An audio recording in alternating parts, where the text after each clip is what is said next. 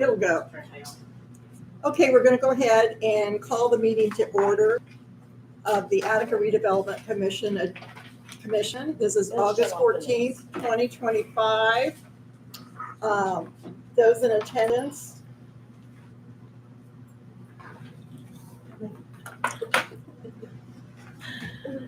Mayor Grant, Cindy Mason, Mrs. Carnahan, Mayor Grant's not here. I know, Oh, okay. I'm going through the list of people who are supposed to be here. Okay. Tim Kimball, Sharon Nagel. Cindy? Yes.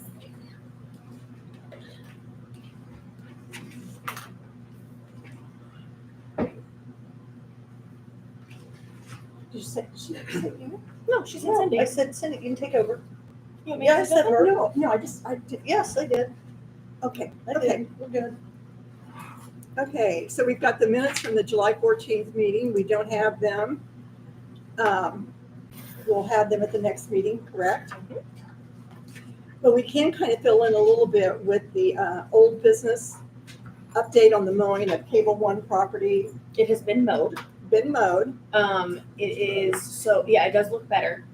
I have the invoice. I can give it to Cindy, I can give it to you. It's on my phone. I can send it however you want. I meant to Cindy print will it. have to approve I have to it. sign Okay. it. Yeah, and then to me. Okay, perfect. Okay, Cable One is the property where the tower used to be back there off of, what is that? Foster Drive. Foster Drive, Okay. between Crane and the other house. You know where my grandma was? Jack Jane Crane. Green. Pretty sure. Jack Crane. Yeah, right off number 4. It's the big property that goes back there. That is Oh, yeah, yeah, that big, I know where it yes. is. Yep. Thanks. Okay, so that has been mowed and we've got the bill and that will be paid. Yes. The only thing I would say, it's not a negative thing, I guess. We obviously went with the lower amount. Right. He did a good job doing. I would say that if we want maybe it to be a little more refined, I guess, maybe around the pond area or around the ditch. Nobody's complaining on my family side, but on like the ditch side of that area, I guess I should just say his machinery is not equipped for that, where possibly the other gentleman's higher bid would be. Okay, so the bid that we had was $800 to mow it, $1,500 to mow it, Mhm. $2,000 to mow it, or $125 an hour. I think. And we went with the $800 bid. Yes. I think maybe going forward, the gentleman did the $800 bid. We kind of broadened the scope a little bit with him, saying, hey, can you kind of touch this up? Yes. I think, I don't know the guy, but I imagine he'd probably be pretty I'm compliant. sure he'll be. Yeah. Exactly. Yep. And the plan is, and the agreement when we were buying that, is that property would be mowed twice in a year. So we've got the first mowing in, we'll come around and get the second one before we get into winter. Also at the last meeting, we talked about going for a design to build proposal of what would work best out there on that Cable One property, whether it really is patio condos or is it more nice single homes, but the patio condo style. And I've been looking at Epcon. I looked at them just the other day too. They have the patio condos on the west side is called Stonebridge. And then they also have a new development, which is just a single family homes that they're doing on the west side too. And that is at Belterra. Are they the ones that they cater to 55 plus, correct? That's the one you sent? Yeah. They cater just to 55 Right. plus. I think that is amazing. Right. Epcon is a franchise basically, and the builder that has it right now up there is Bob Takama. And I've made contact with him and waiting for him to get back with me. But we wanted to put out a request to design to build to see what, developers might shoot our way and what's going to work best for us. So, but we're still looking at nice single dwelling, whether it's a patio condo or a single home, for people that want to downsize. And it's not subsidized, it's nice property, it's $350,000 probably, or even maybe a little bit more. So it's gonna be a nice addition to that area. What's acreage right That A little is over seven, seven and a half to 7 8, yeah. and I don't know how much of that is actually buildable, Right. but, and that's why once, somebody come down and look at it and then start throwing us some ideas.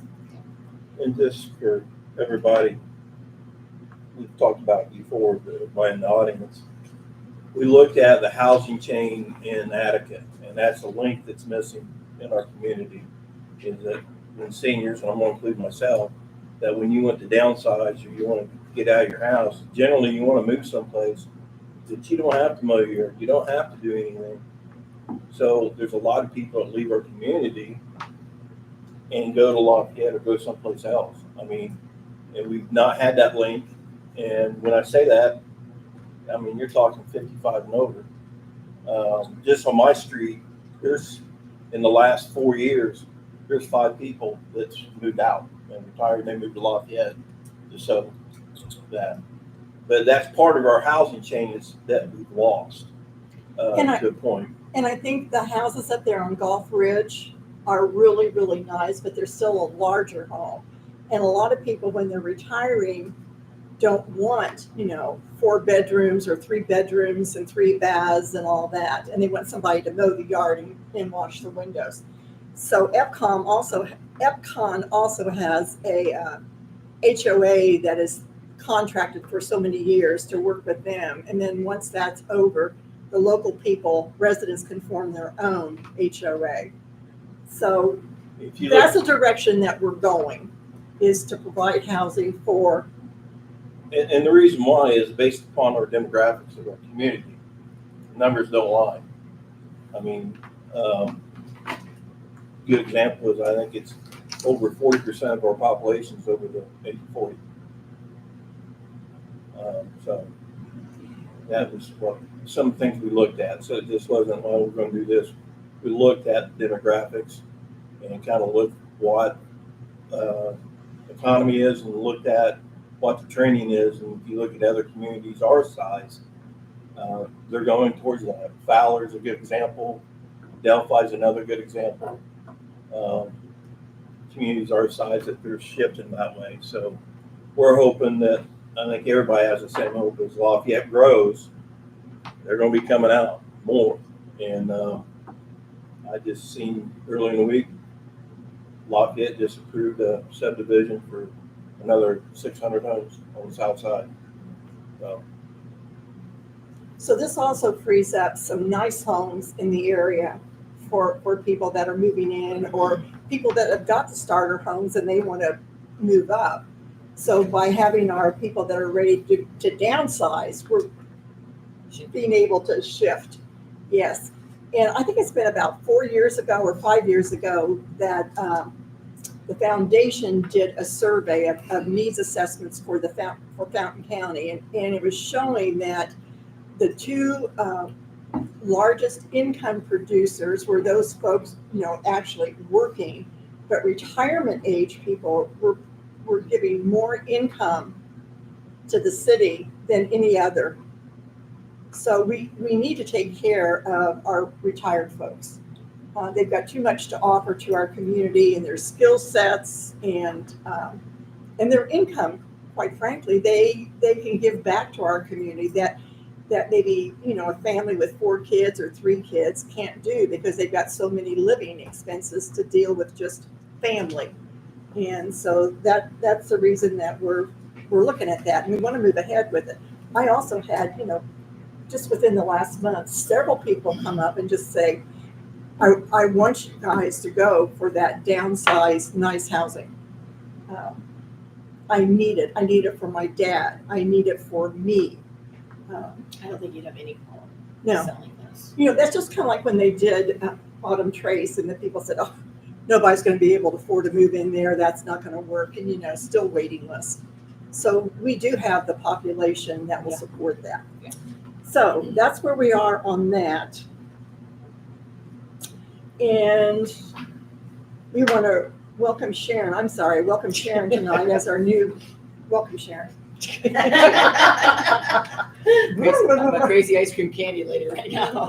Yeah, next time I you keep can thinking, bring do some with. I keep thinking, do I have ice cream next on me right now? Okay, under new business, I've set aside just basically Kyle from Baker Tilly to take it away and explain Yep. what we're about. All right.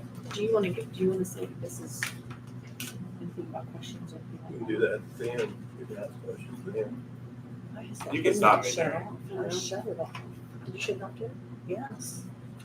Nothing, or I'm good, sorry. You're okay, but I personally have an agenda. I think you kind of become counterproductive after an hour. So Kyle, Yeah, I'll be quick. so Thorough, us, but somewhat quick. Yeah. okay, Yeah. sounds great. So, my name is Kyle Carlson. I work with Baker Tilly. We're municipal advisor for the city and the Redevelopment Commission. And I've been coming to this meeting at least once a year for the last, 4 or 5 years. And most of you remember me, and it's nice to meet you, Sharon, and I'll spell your name correct next time. But this is your Redevelopment Commission TIF annual presentation meeting.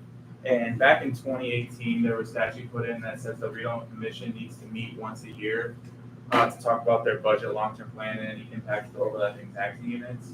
So this meeting and this presentation is really set to meet that requirement, but also just be a good annual update on the Attica TIF allocation area and various things. So yeah, I'm happy to be here. The statute that came from is actually on the title, but if we go ahead and jump into the presentation, the first slide is just looking at it's just an informative slide on the Redevelopment Commission members, and then there's one member that needs to be filled. So that's why we're one member short on here. And then the next slide is Baker Tilly's contact information. So you can see myself, Kyle Carlson, on there, and then also Heidi Angela. If you have any questions or general questions after the meeting and you want to reach out via phone or by email, definitely feel free to reach out. And our office is located in Indy, but we're on the north side, so not too far from here. So before I jump into slide 4, I did want to talk a little bit about some new legislation changes that have happened this last year. And I don't have a slide on it in here, but there's been a couple things that have changed that will affect TIF, and those are the only ones I want to cover. So there's new deduction and credits on 1% and 2% property. And what 1%, 2% property means is basically like if you own a home, you have a homestead, you're maxed out at paying 1% of your gross assessed value on your home. And so that homestead property is limited to 1%. Now there's also 2% property, which would be senior living facilities, apartments, or farmland, ag land, and that's capped at 2% of their gross assessed value. And they can't pay more property taxes than that. And if their tax bill, because maybe the city has a high tax rate, is higher than that, that's circuit breaker losses to the city. So what the changes that they've made is they've added kind of a more deductions and credits for the 1% and 2% properties. So for 1% properties, they're shifting away from the standard deduction. Normally, your standard deduction if you're a homeowner would be $40,000 to $48,000. That's shifting down to 0, and it's all going to supplemental. Where by 2031, your supplemental will be 66%. So you're only really paying property tax on 33% of your home. The rest is a supplemental deduction. If it's your primary home, obviously, if you have 2 homes, you can only apply for that once. So that's leading to just some effects on how much property taxes are coming in because it's a little bit of an accelerated deduction. And then also on the 2% property, this is kind of the bigger impact. Depending on how much 2% property is in the TIF area, there's a deduction that's phasing in all the way till 2031 up to 33%. So for taxes payable 2026, it's going into effect to start. It's 6%, and then it's 12%, 19%, and it increases up to 33% by 2031. So like an apartment owner or farmland, they're basically getting almost like a 33% abatement if I'm comparing on their property that they're not paying taxes on. So that's a break for them. It can hurt the Redevelopment Commission and the city as a whole for properties even outside of the TIF, but it is good for the taxpayer. And then one other thing, just because Harrison Steel is a designated personal property taxpayer in your guys' TIF area, it doesn't affect any equipment that's been invested or investment or equipment that's in place now. But going forward, that new investment, like say they retire equipment and then put new equipment in place, that is not limited to the 30% floor anymore. So historically, your equipment depreciates down close to zero or close down to salvage value, but that like Harrison Steel would pay property tax at that 30% floor, and they wouldn't go below that even if it depreciates down below it. So on any new investment, that floor is gone, and that could, impact the future of property taxes as well. The floor is completely out. Then. Yeah. Okay. It's gone. And And isn't the de minimis How it- increasing? however, I guess what I should say is that kind of impacts like all the personal property that's being paid outside of the TIF, because there is a stipulation in there that if it's in a TIF, if the personal property payer is in a TIF area that was created before this year, that 30% floor still stays. So for this one taxpayer that's in your guys' TIF, you won't be affected, but any other personal property investments in Attica would be affected. And that starts, 2026. Yeah, basically right now, 2020. page 26. gotcha.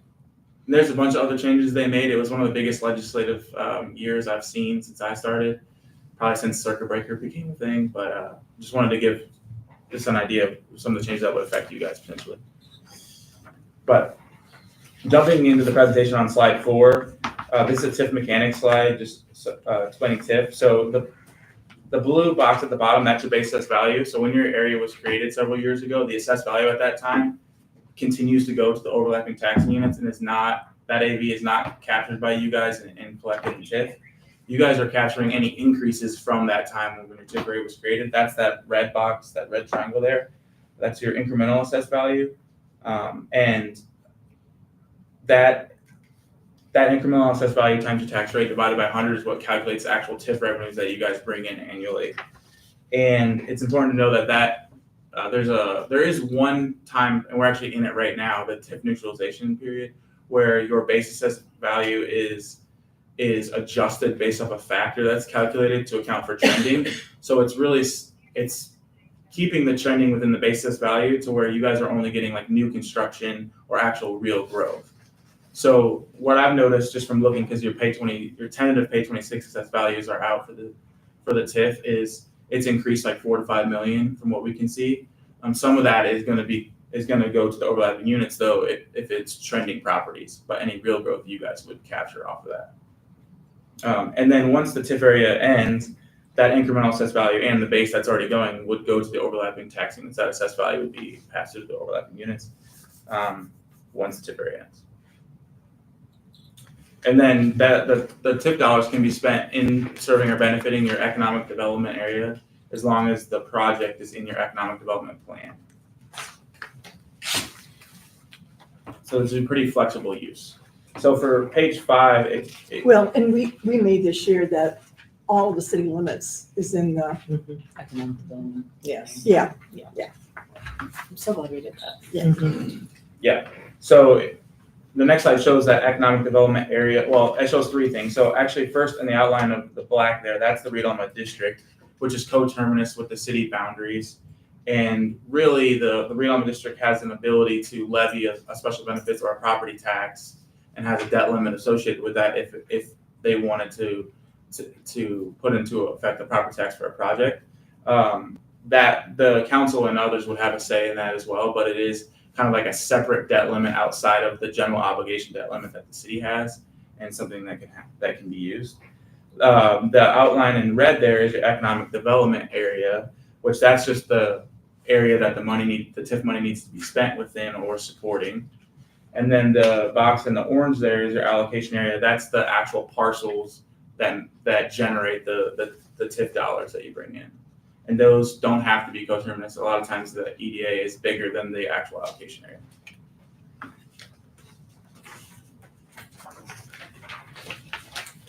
Slide 6 is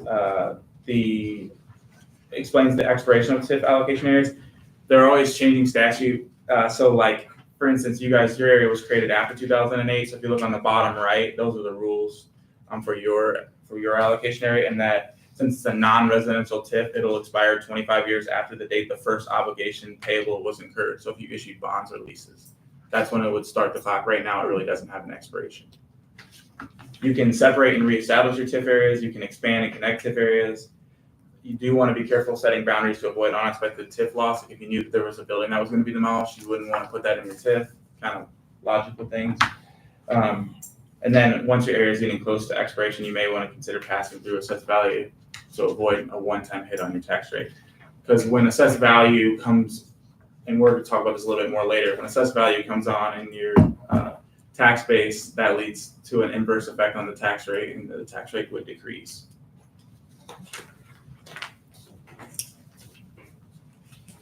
So the next slide, slide 8, is a little bit about your area. It was created in 2017.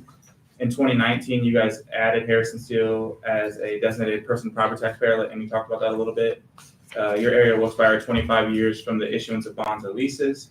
You can see that the estimated annual TIF in 24 was 161,000.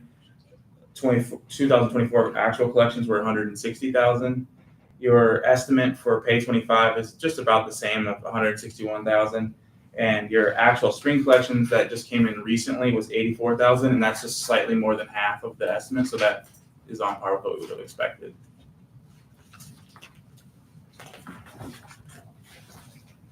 The next slide, slide 9, looks a little bit farther down the line because there's a couple things that are impacting your revenues going forward. One is if you look at the red part of the column bar there, that's the personal property from Harrison Steel. So they were granted a personal property abatement where that's phasing off over the next several years. And so as that phases off, there's going to be more personal property TIF coming in. And that's why you're seeing that red bar increase every year. You'll see that the blue bar is decreasing. That's your real property. We are not assuming any increase in assessed value or growth because we're trying to be conservative with the estimate. But we're showing a decrease because of the new SCA 1 deductions that we were talking about. So this is illustrating a little bit for you like how those deductions are impacting the TIF, so you can get an idea. While the overall TIF is increasing because of the personal property, you are losing a little bit in real property because of the changes in legislation. Up to I think 32,000 a year in 2031 is what we're estimating that you're kind of losing from SCA 1.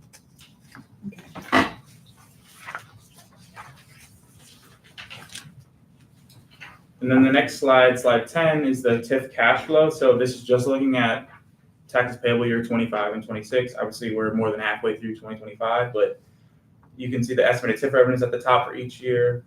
In 2026, you're seeing about a $10,000 increase in your estimated TIF, which is good to see. You can see the estimated expenditures. This isn't really complete. I was working with Joanne, and we know that you've spent money on some professional fees, and then you've spent the $100,000 on the property acquisition of Cable Lane. I would challenge us as we are approaching another requirement by December 1st. You guys have to have your spending plan done for 26. So this is kind of like that starting period where you can see where you might be if you don't add any projects to this list. So you kind of know your capacity for any projects or expenses. So basically, at the beginning of 2025, you had 494,000.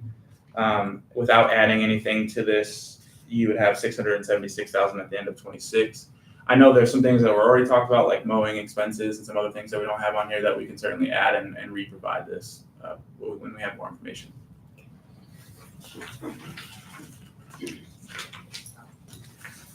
Slide 11 is a summary of your economic development plan.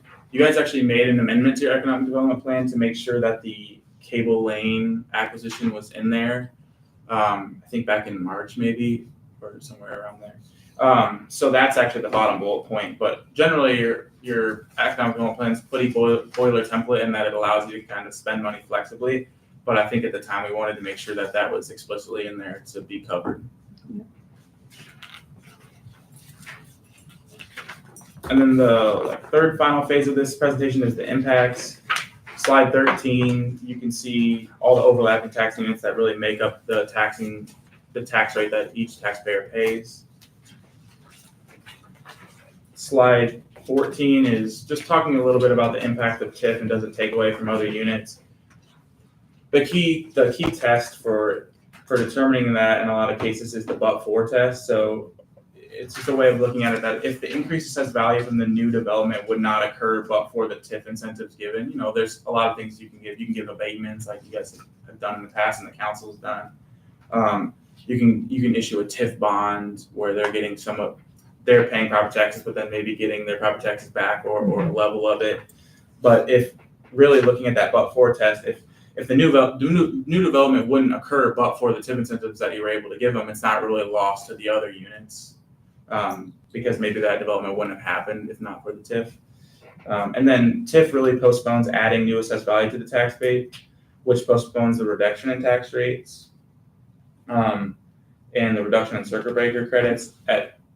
Currently you don't really have an expiration, but most TIF areas do end eventually. There'll probably be a bond that would be entered into. So this is just kind of delaying that, it's not ceasing it to exist. And the reason we don't have an expiration date is because we haven't had to take out any bonds. Yes. We have not had to start the Yes. TIF process, so we're able to keep this growing. Yes, because I've been coming the last 5 years maybe, and I've just kind of seen it grow each year, and it was in its infancy stages of when I first started coming here, and now you guys are actually starting to see a balance where you're able to actually do things like cable lane and stuff like that. So. Right. Slide 15, it's kind of talking about the same things, but it was a 2016 TIF study by Larry DeVore, and says there's really no loss or shifting to the units if the but-for test is satisfied. There's no loss or shifting if there are no other means to fund the incentives or infrastructure besides TIF. Like if you weren't able to do the cable, if the council didn't really have the capacity to do that in their budget, then it's not really a loss to the units in the fact that you guys are able to do it. There's no loss or shifting in the TIF district funds for the purpose which it was intended and does not continue to exist after the infrastructure is fully funded. That one's a little tricky to me just because you guys don't really have an expiration date, but that's just the legislation on that. And then the next slide 16 is on school funding for TIF. So obviously all of the units, the city and the council, the RDC, and all of the units should work together. And one of the things that you can work together on is some funding for school. It's usually the rules on how you can use TIF for schools is pretty flexible. Usually if it's connected to training or career programs or maybe equipment for those type of programs, you can enter into it. And you can also spend up to 15% of your remaining TIF money after obligations to go towards schools and those kind of programs. And so that's really what this slide is saying, in that the schools are generally funded based on student enrollment. If there was a circuit breaker, if there was a referendum that was put into place, the TIF would actually benefit because the referendum would be like outside of the TIF, so the units would still get that rate. So any increase in the TIF would benefit the referendum if that was ever entered into. That's really a summary of this slide. And slide 17 I think is a really good slide. Now it's really small, and I apologize. There's a lot of numbers on here, but I hope I'll do a good job of summarizing it conceptually. So the top of the slide is looking at the current situation.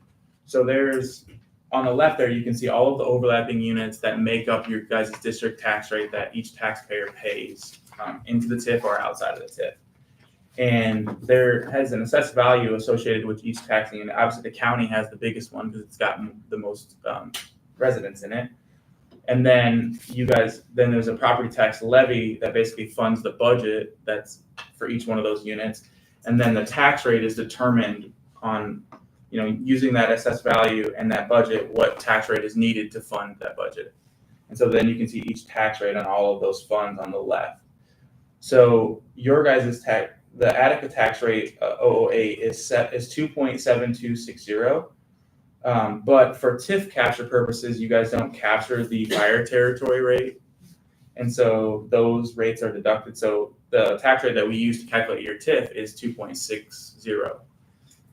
That tax rate times the incremental assessed value, which was that, all that growth since you created this area, is $7 million. That $7 million times the tax rate accounting for circuit breaker, you guys, it's showing you that 160,000 for pay 25 in that box. Now, what the point of this page is for scenario 2 is, well, what would happen if you ended the TIF? What would be the benefits to the overlapping units, and what would be the hurt to the TIF? Well, the hurt to the TIF would be you'd lose the money, the annual revenue that you're bringing in. But because on all those units, you're limited to a 4% growth or the maximum levy growth quotient on each one of your funds. If this assessed value were to all come on to the tax base, the assessed value would go up, but it wouldn't necessarily lead to dollar for dollar revenue because the tax rate would come down because you can only grow at that 4%, that 4% rate. So that is the case for most of the funds.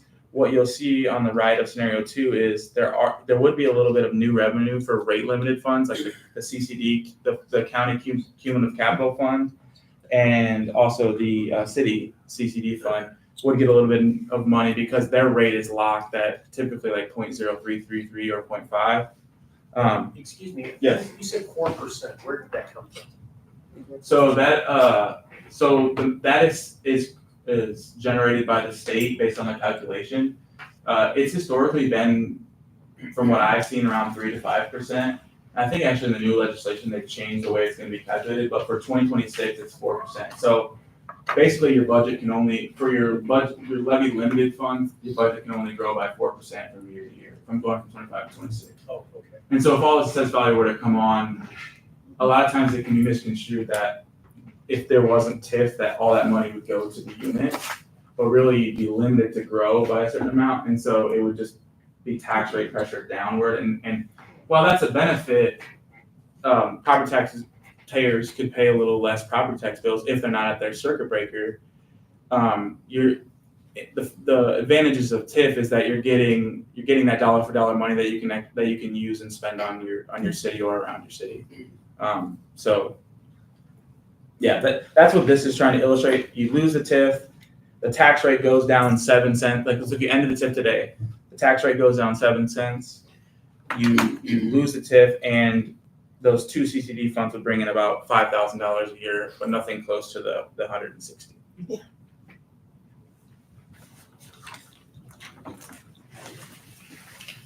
And then the last slide is just kind of a rah-rah slide, just meaning like all the units are working together, including the city, the council, the city, and the Redevelopment Commission, and really, as long as the visions are aligned and you're utilizing the TIF in a good way, it's a really powerful tool for the reasons that I just explained, and that it brings in that dollar for dollar revenue that you can spend to make your city more attractive and lead.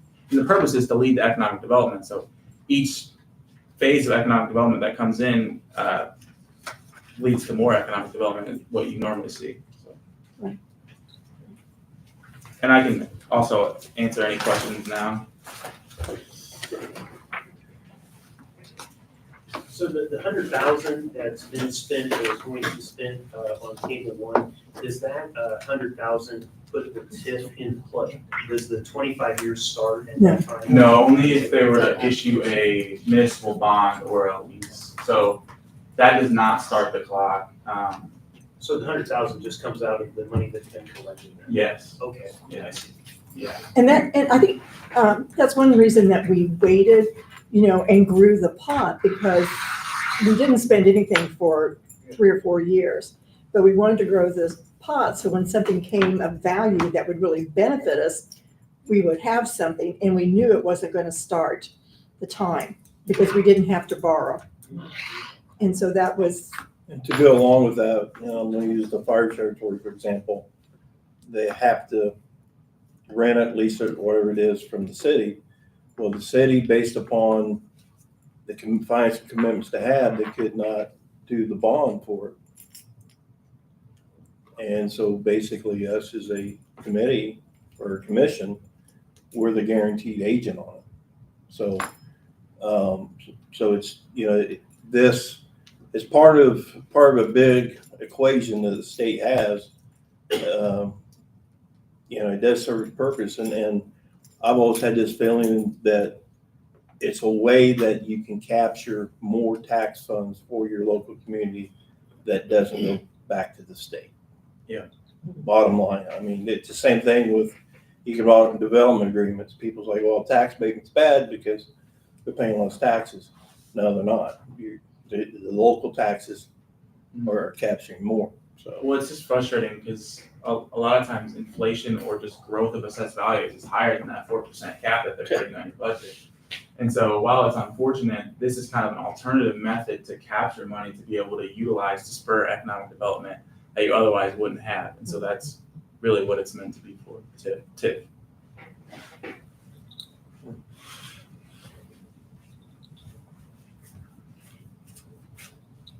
I forgot, I know you said we have to do it by December. When do we have to do our like spending I say December. Yeah, by December 1st. I have to Okay, that's upload it. And usually, I forgot, I remember us this is doing only it like the last year. second, this will be the second year. I Second think year, that's Yeah, I was gonna say, I did, yeah. But we tried to be super conservative with it to where you guys weren't limited in spending, because it's hard to know everything you're gonna spend for 26 ahead of time. Mhm. I think the same thing for the council, like trying to budget for the full next year has gotta be really complicated. Yeah. So, Well, and I think if I remember correctly, we put aside some money for the educational We did. Yeah. component, you know, Yes. just in case we could help out the school. We knew that we, by statute, were able to do that. And so we put that in the budget. If we don't use it, it's money that we still have. It doesn't go away. It doesn't go I feel away. like we talked about that quite extensively over Yeah. a couple meetings. And it was even shared with the school that, you know, they were on board with TIF though too, even though we've had many different superintendents. They've always been favorable. So I think that's good.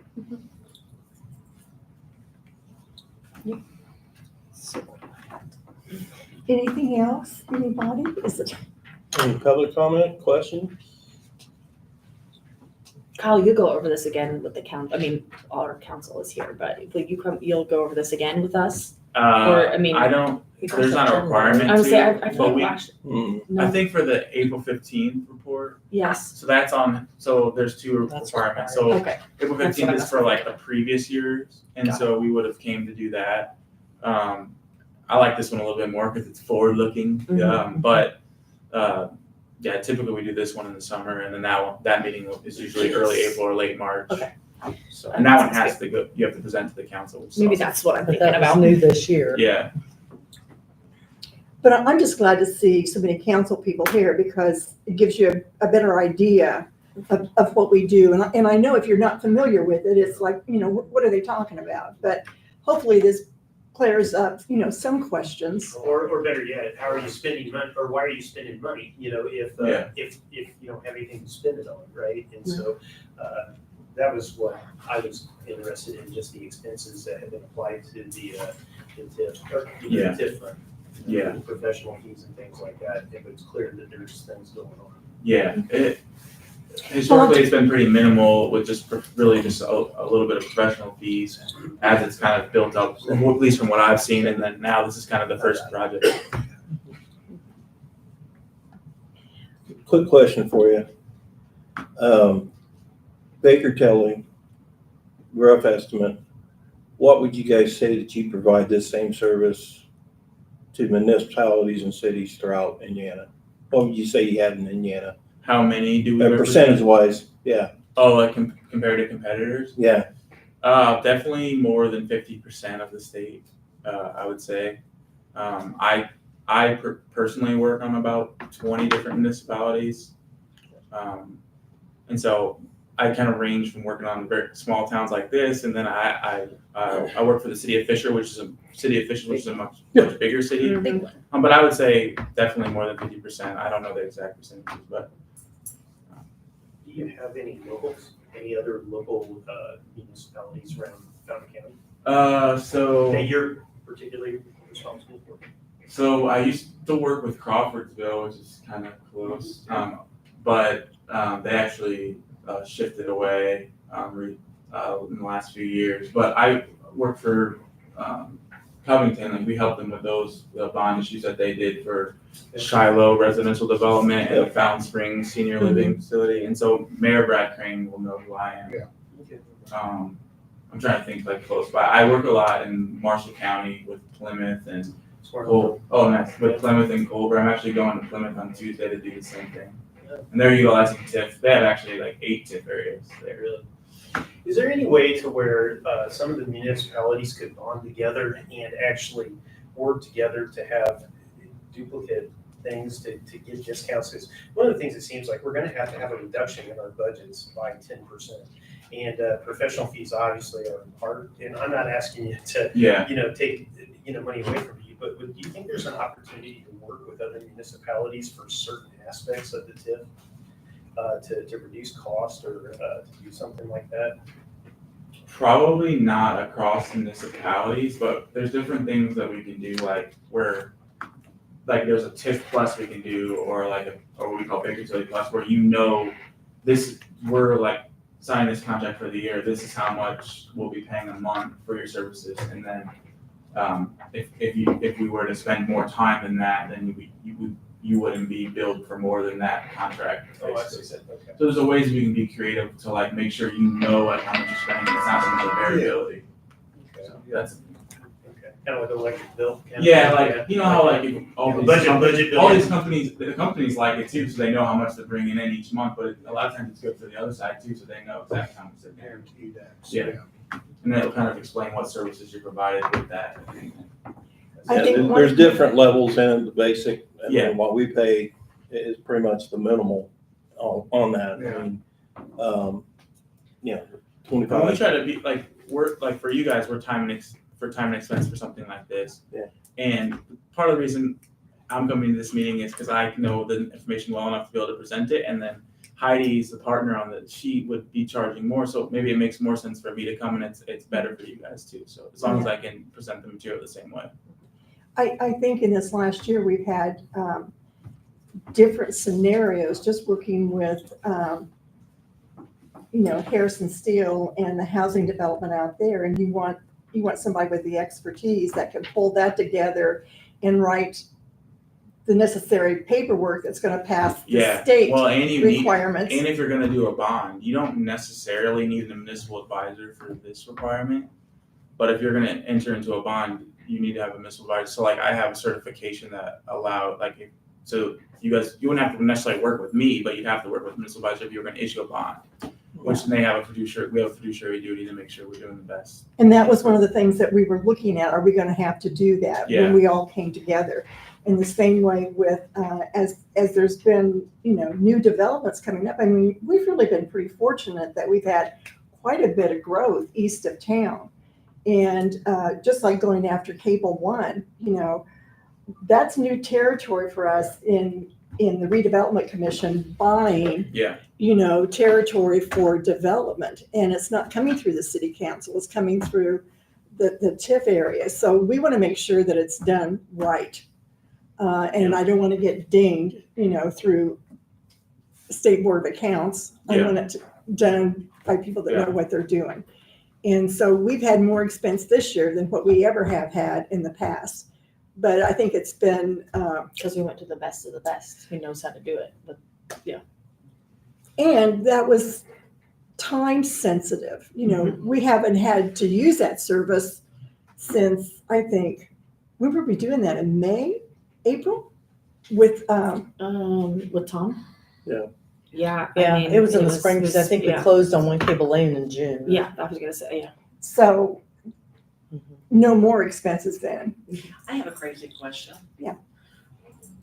I know the city is looking for land for a new med-shed. Is that something that the redevelopment commission's allowed to purchase as land for something like that, or no? We always ask them. I mean, more of a legal counsel question, but I mean, generally, being able to purchase and acquire property is as long as it's in service of benefiting your economic development area, it's in the economic development plan, probably something that can be done. To I've seen expand, this done. that's part of the reason, Yeah. one of the reasons we want to expand the TIF district for the whole city is because right now we're limited where we can spend that money. If it's the whole city, it's any place in there. Yeah. Then the whole point of the redevelopment commission is economic growth. So the purchasing of property to create economic growth is basically the parameters in which the redevelopment commission makes decisions. So buying, and please, Cindy, you can speak up. This is just my understanding. I'm not a voting member of this committee. I'm the secretary treasurer. But, it's my understanding, if they were to purchase property for a med shed, that's not economic growth. I don't think that would fall within the mission of what the redevelopment commission has, because it's not purchasing it to build to bring in revenue. It would basically be a revenue loss. Does that make sense? And is that your understanding, Cindy? I don't know. That's probably one question that I'd probably call and say, Tom, what do you think? Yeah. it depends what you're You've gonna been do with around the it. block because he is an attorney. Yeah, it probably depends what you're gonna do with it too. That's a big part. Exactly. But I do see this across the state. Property acquisition, sometimes maybe the RDC doesn't need to enter into a bond because part of the incentive is we'll sell this land to you for cheap to build on it. It's just a piece to the incentive that could be given. Yeah, instead of And some doing a bond, you negotiation. might be able to give the Yeah, property, or which would maybe be a it's lot cheaper. connected and but I do see this often. So if the 100,000 spent on cable one and then it's developed, okay, then does that money, once those lots are sold or a developer comes in and takes that over, is that money then put back into the TIF fund? So if it goes into a TIF allocation, so my guess is that property's not in the allocation area, but it's in the EDA. Yes. I don't know for sure, but if it's outside of the allocation area, and you'd want to do this anyway, you want to create probably, if you wanted to be in the TIF, you'd create a TIF right before the development happens. And so Which that we talked about. that would be like kind of maybe the second TIF allocation area. And that those property taxes paid on those properties would go into the RDC funds to be spent on economic development. Yep. Now, it's not that it would have to be. So it comes in Maybe- a different way. Yeah, maybe the plan is to not TIF it, and that growth leads to the tax rate decreasing, like we kind of talked about before. It just depends on what the city and the RDC is looking for. When you go to create an allocation area, it's a 4-step process. It starts with the redevelopment commission, it goes to the planning commission and the council, and then back to the redevelopment commission for a public hearing. So it's not something that the RDC just does on their own. I do believe that was our plan though. If it was developed as a residential area to make it Residential TIF. make it a residential TIF. That And was the- their current. I think Because that's- Tom stressed Yeah. to us that when we get to that point, that we need to start taking the steps so that can be captured. And residential TIFs are slightly different in that they have a 20-year life from the issuance, so just slightly different, but 20-year life from the issuance of bonds or leases.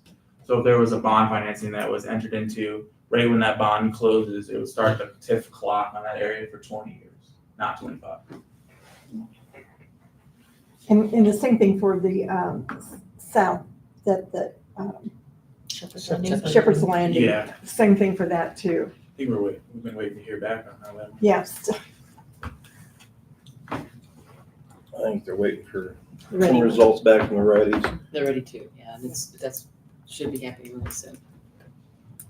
Anything else? Well, I thank everybody for coming. Our next meeting is going to be September the 8th. I wrote it down. It should be on the agenda. Yeah, the 8th. The 8th I put 5 o'clock, Yes, because the other one will be, right, yes, here. Okay, so September the 8th, 5 o'clock here. yes. I'll make a motion. Motion's been made. I'll second it. It's been made and seconded that we adjourn. All in favor? Hi. Aye. Opposed? Thank you. Thank you. Thank you. Thank you, sir, for coming.